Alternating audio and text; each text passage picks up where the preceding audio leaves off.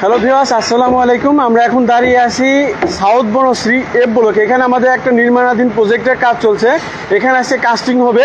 তো আমরা আজকে দেখানোর চেষ্টা করব আমরা কিভাবে স্ল্যাবটা কাস্টিং করি এবং স্ল্যাব কাস্টিংয়ের পূর্বে কী কী সতর্কতাগুলো অবলম্বন করা প্রয়োজন। আমরা এখন এখানে যেটা দেখতে পাচ্ছেন এটা হচ্ছে আপনার পাম্প, যেটা রেডিমিক্স কংক্রিটের জন্য ফার্স্টে এই জিনিসটাই আসে। এখান থেকেই আমরা কাস্টিংয়ের প্রিপারেশনটা নিয়ে থাকি। আর ইনি হচ্ছেন আমাদের সম্মানিত ল্যান্ড ওনার জনাব আফজাল হোসেন। তো ইনাকে সাথে নিয়ে আমরা আর কি আজকের কাজটা ইন্সপেকশন করার চেষ্টা করব। আপনি যদি একটু সামনে আসুন, আমি যদি একটু দেখানোর চেষ্টা করি যে আমরা কাজটা কতটা কেয়ারফুলি এবং সেফটিটা এনশিওর মেনটেন করে আমরা কাজটা করার চেষ্টা করি। এখানে যদি আসেন স্ল্যাব কাস্টিংয়ের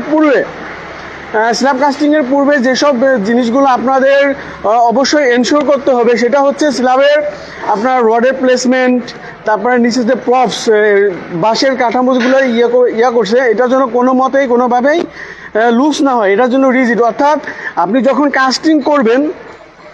কাস্টিং করার পর যদি কোনো মাটামের বা ডাসার কোনো আঘাতে এটা যদি ছুটে না যায়, সেজন্য এটাকে খুবই এনশিওরলি কেয়ারফুলি এটাকে রিজিড করতে হবে। এদিকে আসেন, ফার্স্টে আপনাদের যেটা চেকিং করতে হবে সেটা হচ্ছে এখানে দেখতে পারবেন আমরা যে প্রপসগুলো দিয়েছি, বাঁশের যে অস্থায়ী কাঠামো দিয়েছি, প্রত্যেকটা আপনার করতে হবে। এটা এতটাই রিজিড হবে যেন আপনি এটা যেমন আছে এটা রিজিড করতে হবে। যেমন এই জিনিসগুলো বাঁশ, অর্থাৎ উপরে কিন্তু আপনার কাস্টিং হবে, উপরে আপনার ডাসা মারবে, আঘাত করবে কংক্রিটটা প্লেসমেন্টের জন্য। তো এই যে ডাসা এই প্রপসগুলো দেওয়া হয়েছে, প্রপসগুলো যেন আপনার রিজিডলি স্থাপন করা হয়। এবং পরবর্তীতে যে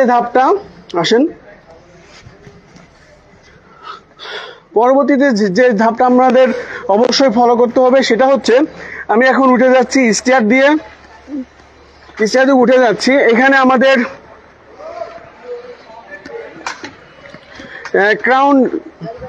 ক্রাউন রেডিমিক্সের ঢালাই করা হবে।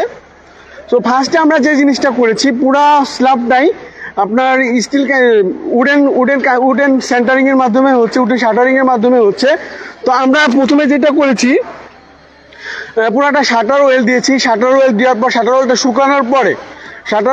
শুকানোর পরে আমরা এখানে রিনফোর্সমেন্টের প্লেসমেন্ট করেছি। দেন প্রত্যেকটা রিনফোর্সমেন্ট চেক দেওয়ার পর, অর্থাৎ প্রত্যেকটা রিনফোর্সমেন্ট কিন্তু আপনার স্ট্রিক্টলি করতে হবে, বাঁধতে হবে, গুণা দিয়ে বেঁধে দেন আপনাকে কাস্টিং করা। এবং কাস্টিং করার পূর্বে সর্বপ্রথম যেটা পরীক্ষা করতে হবে যেন আপনার ছাদের কভারিংটা ঠিক থাকে, রডের প্লেসমেন্টটা ঠিক থাকে এবং ঢালাইয়ে যাতে আপনার প্রপার একটা ফিনিশিং আসে, তার জন্য কিন্তু আমরা জয়েন্টে মাস্কিং টেপ, র্যাক্সিং টেপ ইউজ করেছি, যাতে প্রত্যেকটা ঢালাইয়ের কোনো জোড়া না দেখা যায়। যে কারণে আমরা কোয়ালিটি মেনটেন করে কাজ করতেছি। এবং এটা যখন ওকে হবে ইঞ্জিনিয়ার চেকের মাধ্যমে, অর্থাৎ প্রথমে এখানে সাইট ইঞ্জিনিয়ার কাজ করবে, এক্সিকিউটিভ ইঞ্জিনিয়ার চেকিংয়ের পরে ফাইনাল যে আমাদের ডিসিশন নেই যে এটা এখন কাস্টিংয়ের জন্য উপযোগী আছে কিনা।